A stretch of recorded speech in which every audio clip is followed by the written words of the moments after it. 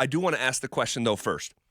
What would a step forward in year 2 look like for young Bo Nix? Ooh, great question. Great question. Bo Nix has done some great things this year. He did a phenomenal job. I'm proud of him. And taking a look at it from like a bigger picture, it's like, what more could that young man done this year?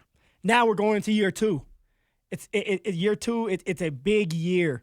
I know for myself, I had a great first year and I had a really good second year, but I think that I didn't go into the offseason with the mindset I should have that I had before I got to the NFL. Explain that. So right after the NFL was done, after the season was done. This is your rookie year. You have the Pro Bowl, and then you have the Super Bowl where you can go and make a lot of money if you're not in it. And so you're doing a lot of like different trips, trying to make a little bit of money on the side. You're having fun. You're trying to unwind. But I didn't know when it was time to really start tuning back up and like tightening back up. And that's kind of where I think that I started a little later than I was supposed to start. And I was coming off an injury with my wrist. And so I was already dealing with that and then kind of having to get back into shape. And it was fine and everything was good and dandy and I was able to go for 1,000 yards, but I didn't feel like I did that first year. Maybe it was because of my wrist, or maybe it's because I didn't go into it with that same mindset, that killer mindset of like, I need to show the world again that I mean business. Yeah. I think Bo Nix is going to have that mindset though. His mindset is, I want to be great. I want to be better than what I was. And I'm not saying I didn't want to be great. I wanted to be great. Yeah. I just didn't have somebody hold my hand telling me this is what you need to do right now. Well, it probably felt like your life was on the line coming into your first year. Oh, yeah. And I've said this for years. There's only one version of being starving, and that's to actually be starving. Yeah. And you could try to trick yourself and do some exercises mentally, but things change. So I understand why. Maybe things were just a little bit different. But for Bo, I see Bo and like, hey, I am not satisfied. One, I'm a first-round draft pick. My legacy's on the line. I'm supposed to be the franchise quarterback, and I need to prove it in year 2. He knows that they went 1-8 against a team with a winning record. Yeah. He knows that. Sean knows it. We all know it. And so now for Bo, it's like it's time to turn to the next chapter, the next page, and I need to take control of the team. I need to be that guy. I love that one. Yeah, so, yep, keep going. You know, I need to be that guy. I need to be vocal. I need everybody to feel my presence. I need to hold everybody accountable. I need to go out there. And the thing about Peyton Manning that a lot of people have said about Peyton was you were scared to mess up when Peyton was on the field. It was an unspoken accountability that you were held to. That's what Bo Nix needs to get to. It's like, hey, I'm going to put the work in. And you know you can count and trust me. But I have to be able to trust you and count on you when times get hard. I need to know that you're going to be in that right spot. I need to know that you're going to show up every day with the same mindset, and that's a winning mindset.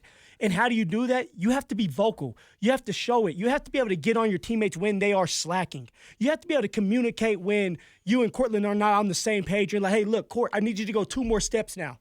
I need you to go 2 more steps because I'm waiting for you to come back to the ball. It's about communication. So I want to see Bo Nix communicate at a higher level because now he is the franchise quarterback. He is the quarterback of this team. This is his team. Yeah. So take control of this team because it's yours, Bo Nix. So I had no idea where you were going to go with this question. And you obviously saw it was coming, was written on the rundown, but we don't talk about the show before we come in and do the show. That was the number one thing for me. And there's some other stuff that I'd like to see that we'll get to here in a second. But taking control of the team, it's yours. This is your group now, Bo. This is yours. And I think he has the personality for it. And we talked about this in the summer. You started to see these little flashes of like an alpha dog, but he was purposefully reserved as a rookie. That phrase that you say, hey, before you can lead, you got to learn to follow. Yeah. And I think that was a big chunk of Bo Nix's rookie year. Now it's year number 2. Your teammates already voted you captain. Everyone to a man on that team talks about your maturity, your work ethic, and I just think it's time for this to transition from Sean, and it's always going to be Sean's team, I know that, but just go with me here. Transition from Sean's team to Bo's team in a way that is super, super healthy because I think the best teams Yes, they have great coaches, but I also think that they are player-led. Yeah. And someone has to step out from amongst these 53 guys and lead this group, and it's got to be Bo Nix. And any answer other than Bo Nix, I think, is the wrong one. Well, at some point, right, even with Drew Brees, it became Drew Brees' team. Yes, Sean is the head coach. He is the mastermind when it came to scheming up plays, but it was Drew Brees' team. Definitely. And you knew going into the game that you had a chance because of Drew Brees. You knew that Drew Brees was going to hold everybody accountable in himself. And that's what you want from a quarterback. And that's what Bo Nix brings to the table. He has that, like you like to say, Zach, and I'm going to steal your word, that CEO energy. He wants to be great. He wants to win. He wants to do what it takes to win. And it's getting better and having that a relationship with Sean as well, letting that relationship grow. Yeah. And that's going to go a long way because now it's like, okay, Sean, what are you looking for? What do you want? What do you want me to do? And now it's like, okay, I understand what you want from me. This is what I want from you. Yeah. I want you to push me in a different way. I want you to hold me accountable. I'll never forget Coach Mike McIntyre, my head coach when I was with the Colorado Buffaloes. He was DB's coach with the Dallas Cowboys. Yep.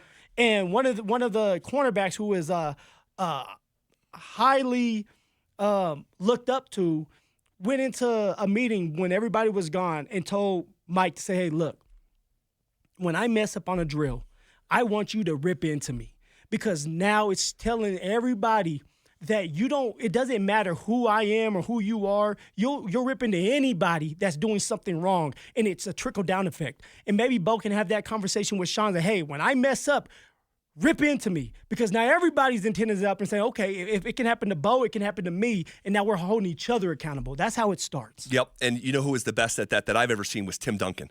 Tim Duncan would tell Greg Popovich, hey, coach me hard. Yeah. If you're coaching me hard, there's no wiggle room for anyone else. I'm the best power forward in the world and one of the best that's ever lived. So I love that. I love that mindset.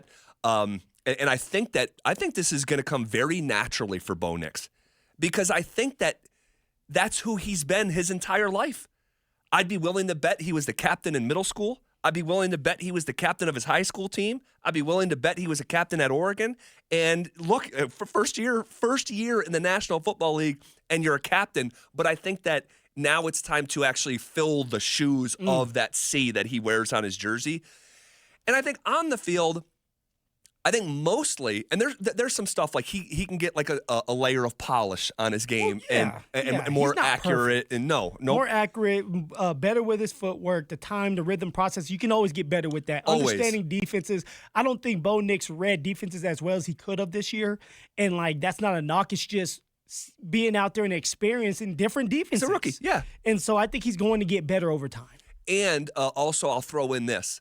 In addition to just cleaning up the accuracy, the footwork, reading defenses, he was escaping the pocket, I thought, way too early, even as recent as the playoff game, but escaping to the right when, in actuality, it's a clean pocket. Step up and make that throw.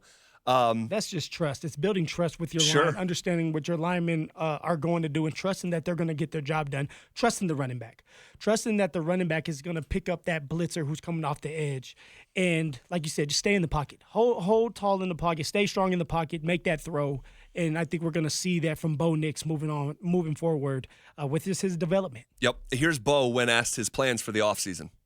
Well, I'm going to attack it. We got a lot building and learning and growing to do, so that's what I'm very excited about. I think off-season, off-time is not my favorite because of the vacation, but off-time is my favorite because it's time to get better and it's time to work on my craft, to work on the things that I got to work on so that I can be better for our team and that we don't get stuck in this position next year. And there's certain things that I can contribute to this team more, and that's what I got to find and focus on this offseason. So I'll play it by ear. We'll get a good plan together. I'll make sure that I'm working when I got to work and also taking the time that I haven't had. So it's going to be a good offseason, and I'm excited for it and looking forward to it.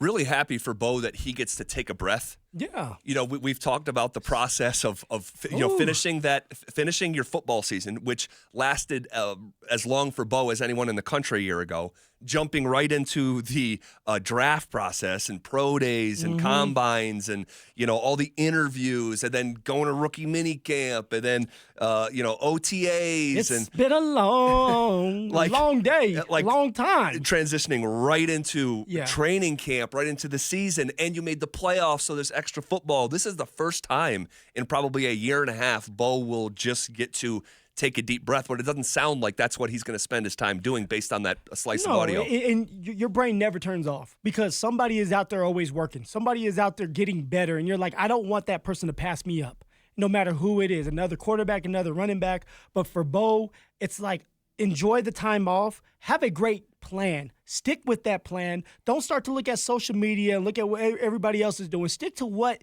you do best in your plan and go at it hard when it's time. But get that rest, because your body needs the rest. That's the most important part. Rest, take a step back, enjoy what you did this year, have a little fun, and then get back at it. Here's Bo Nix talking about his first impressions of his rookie season and life in the NFL. It was more than I thought it was going to be. I thought it was going to be, in a strange way, like you go to a new level, you get to the NFL, and I expected it to be tough. I was pleased at how, at the end of the day, it's just football. They got 11 guys, I got 11 guys. We compete to go get first downs and score points, and it's a new system, and you're learning, but you pick it up quick because we're all professionals, and that's just kind of what we do. That's our job. So I was pleased at the turnover. I was pleased at, the transition. I thought everybody that, had my back throughout the process did a great job of developing me, getting me ready to go. My teammates accepted me, and it makes it easy for me to jump in and just know my role and play. But I know that the big jump from your first year to your second year is huge, and it's all about, if you go back to work with the same mindset, what got me here, and I got to continue to do that so that I can continue to grow as a player. Okay, so couple things there. It sounded like you a little bit. Because when I would ask you about that rookie year, you would talk about things. You had this moment of clarity of this is just football. That's all it is. It gets so hyped up. You're in the NFL, Zach. These guys are big. You're watching them on TV. You're seeing the Patrick Mahomes, the Saquon Barkleys, people like that, and you're like, wow. And then you're finally there and you're doing it. But then you're like, well, I'm here too, and I need to do my job or I won't be here anymore. And why is that man across from me think he's better than me? We have been doing this our whole entire lives. And that's all it is. It's just playing football like you're in the street, but just a bunch of people that are watching the game, a bunch of fans, and you're getting paid some money to do something you love to do. Yeah, it sounded like he was almost saying, I thought this was going to be harder than it actually was. He in so many words. Yeah. And so that's that's refreshing to hear. And then also, man, if there's one thing that you can bet with Bo Nix is if he fails, it's not going to be because he didn't work. Yeah. It'll be some other ancillary reason, but it won't be the work ethic question. You hear him say, man, I'm so excited for the offseason, not because of the vacation. I have this big opportunity to get better from year one to year two. And I just think when that's your mindset and that's how you're wired, man, I'm going to say most often, a lot of times in life, and we've talked about this, the most successful people are obsessive. Yeah. They're obsessive. They don't have a lot of this wide-ranging life of you got a million things going on. You have to sacrifice certain things to be great. It's a lifestyle. It really is. This is a lifestyle for Bo Nix. That's why this is going to work. That's why I believe the Broncos are going to win a Super Bowl with Bo Nix, because it's a lifestyle. And there's one thing that just hit me, and it's so important for a rookie quarterback, a rookie player, just a player in general, to be able to have the success long-term and continue to develop. Zach, you have to have consistency when it comes to your coaching staff as well. And that's something that's going to be here for Bo Nix, because the offensive coordinator is Sean Payton. That's right. It's not like the Drew Lock where you end up with 2 or 3 different offensive coordinators. What a nightmare. What a nightmare to start your career. That sucks. Yep. It truly does. It's like, for me, the first offensive coordinator was Musgrave. the Musgrave did well for me. He fit my system. I was running the ball. Then all of a sudden, Scangarilla comes in. Yeah. I was okay with those Skangs. He wasn't a bad offensive coordinator. Then you turn that page and you bring in Pat Shurmur. Like, there's just no consistency. So you had three offensive coordinators in 3 years with the Broncos. I want to say two head coaches, because you had Vance and you had Vic. Yep. And so you have different mindsets, different ways of coaching. They like different type of players. And so it hurts you. And it hurts someone like Drew Lock, because Scangarilla was probably a better fit for Drew, not Pat Shurmur. But what I'm saying for in Bo's cases, Sean's coming back.